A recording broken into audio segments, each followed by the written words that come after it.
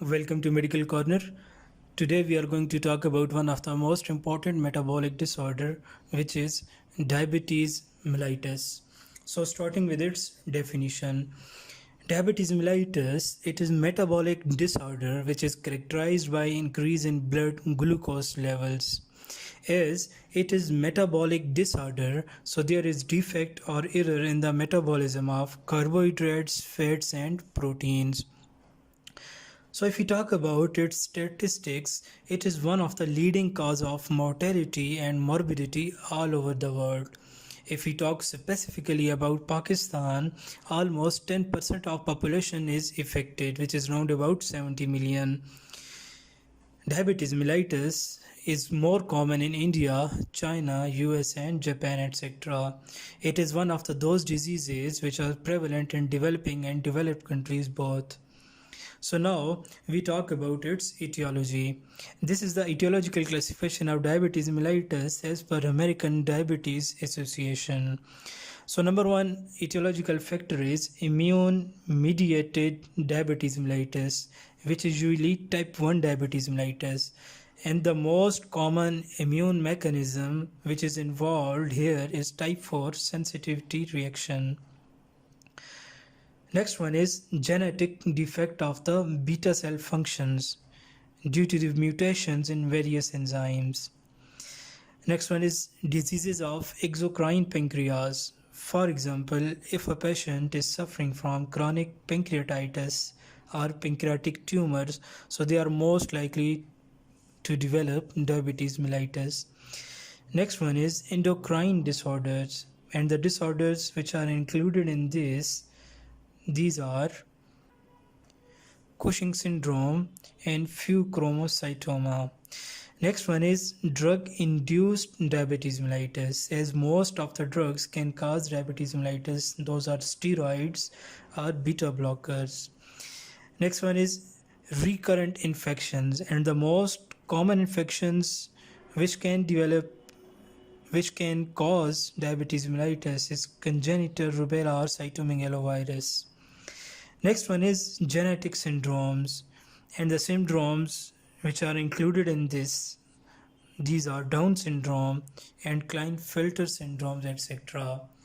Most of the cases of diabetes mellitus are also idiopathic, so it is one of the most important etiological factor.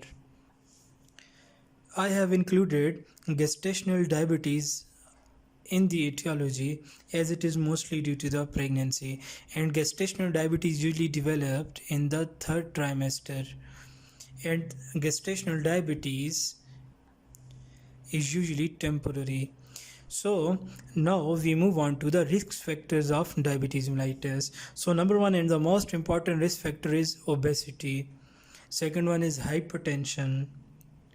Third one is physical inactivity. Next one is race and ethnicity, as blacks, Asians and Pacific Islanders are more prone to develop diabetes mellitus. Next one is family history, and family history is important in type 2 diabetes mellitus. We talk about it later. Next one is dyslipidemia. If high density lipoprotein levels are less than 35 mg per deciliters, these people are most likely to develop diabetes mellitus. So this is all about the introduction of diabetes mellitus. Now we move on to its further classifications. So now we talk about the classification of diabetes mellitus. We classify diabetes mellitus into two major types, type 1 and type 2 diabetes mellitus. So first we discuss type 1 diabetes mellitus. It constitutes about 10% of all the cases of diabetes mellitus. It was previously known as juvenile onset diabetes mellitus or insulin dependent diabetes mellitus, but in the new classification, neither age nor insulin can be considered as absolute criteria. Instead, now type 1 is divided into two types, immune mediated and idiopathic. So first we discussed about the immune mediated type 1 diabetes mellitus. So what happens is body cannot make enough insulin Why? Due to the immune-mediated destruction of the beta cells. As we know, the beta cells are responsible for the production of insulin. So, due to type 4 hypersensitivity reaction, beta cells are destructed. As a result, there is not enough insulin in the blood to decrease the blood glucose level. Autoimmunity leads to T cell intolerance for body cells, and these T cells start attacking beta cells, which lead to the insulin deficiency. And all this mechanism is usually due to defect in chromosome number 6, which regulates the recognition of the foreign antigen. So when there is lack of recognition, body own T cells start attacking the beta cells of the pancreas, which leads to the development of type 1 diabetes mellitus, and it usually occurs in the early life. Second one is idiopathic diabetes mellitus, which is characterized by the insulin deficiency which tendency to develop ketosis, but these patients are negative for the autoimmune markers. So, if we talk about the symptoms of diabetes, type 1 diabetes mellitus, these are polyphagia, which is increase in appetite, glycosuria, glucose in urine, polydipsia, and polyuria. And treatment of type 1 diabetes mellitus is usually insulin, and these patients are insulin dependent. So now we talk about type 2 diabetes mellitus. The basic metabolic defect in type 2 diabetes mellitus are either delayed insulin secretion or increase in peripheral resistance towards the insulin. So there are a number of factors which are responsible for type 2 diabetes mellitus. So the factors are obesity, lack of exercise, hypertension, genetic factors. Most of the cases of type 2 diabetes mellitus has positive family history. In case of identical twins, if one twin has got the disease, so there is 80% chances that the second twin can also have this type 2 diabetes mellitus. If both of the parents have diabetes mellitus, so there is 40% risk of developing of this metabolic disorder in their childs. Type 2 diabetes mellitus is more complex multifactorial disease.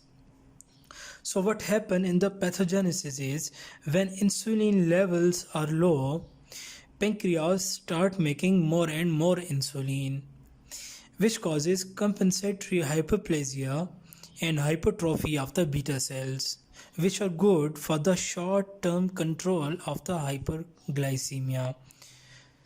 This is not the long-term management because the beta cells got exhausted and start decaying, which ends up in the irreversible hyperglycemia and leads to the development of the symptoms of diabetes mellitus. We talk about the diagnosis of diabetes mellitus later. The treatment of type 2 diabetes mellitus is lifestyle modifications, and along with that anti-diabetic drugs which are metformin or insulin, etc. So now we talk about the complications of diabetes mellitus.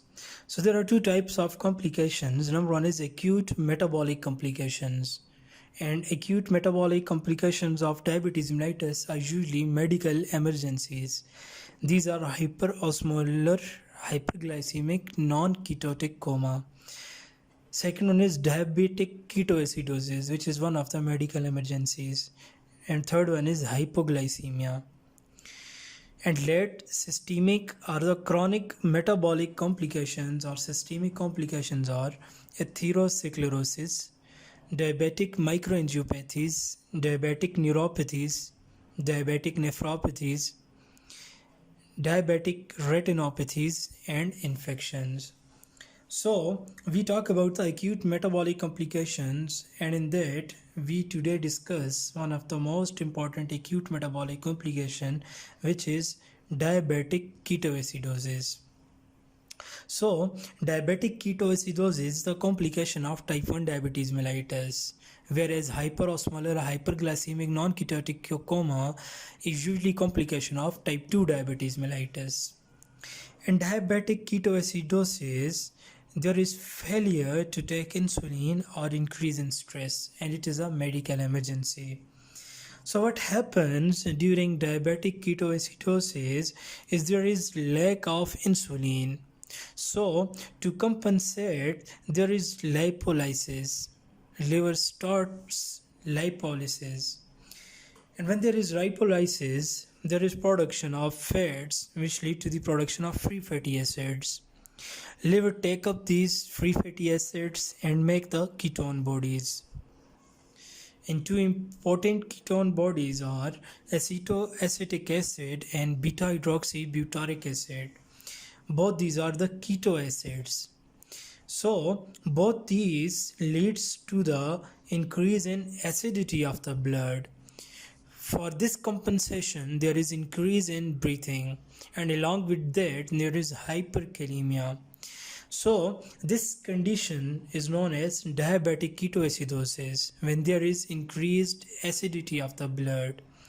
So the symptoms of diabetic ketoacidosis are anorexia, nausea, vomiting, deep and labored breathing to compensate the acidity of the blood, acetone fruity smell, mental confusion, and coma. It is one of the reversible complications. So the treatment of diabetic ketoacidosis is to admit the patient and start giving the fluids to prevent the dehydration, insulin to help lowering the blood glucose levels, and last one is electrolytes. All these measures helps to reduce the acidosis. So, if we talk about the systemic complications of diabetes mellitus, in eyes, diabetes mellitus can lead to the formation of cataract and retinopathy. On heart, diabetes mellitus can cause coronary atherosclerosis and ischemic heart diseases. In GIT, it can cause autonomic dysfunction or infarct bowel. Kidneys, it can cause diabetic nephropathy and urinary tract recurrent infections. On peripheries, it can cause diabetic neuropathies.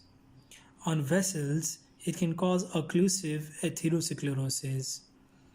And one of the most serious and the common complication is diabetic ulcer and the dry gangrene, the treatment of which usually is the amputation of limb or that affected area. So now we talk about the diagnosis of diabetes mellitus. So number one is blood glucose level tests or blood sugar tests. And the most common blood sugar tests are fasting glucose levels. After 8 to 9 hours of fasting, if we check the sample of the blood, if blood glucose level is below 100 mg, so it is normal. If blood glucose level is in between 100 and 125 milligram per deciliter, so we call it pre-diabetes. And if it is more than 126 milligram per deciliter, so we label that patient as diabetic.